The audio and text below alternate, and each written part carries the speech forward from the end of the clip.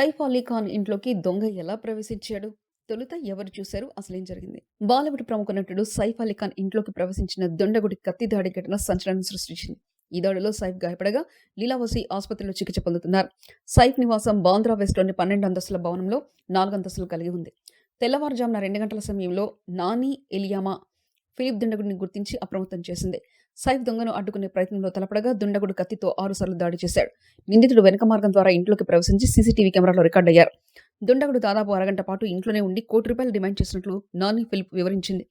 ఫిలిప్పై దాడి చేసి ఆపై సైఫ్ను గాయపరిచాడు. సైఫ్కు థొరాసిక్ వెనుపం వద్ద అత్యవసర శస్త్రచికిత్స నిర్వహించగా ఎడమ చేతికి మెడకు గాయాలయ్యాయి.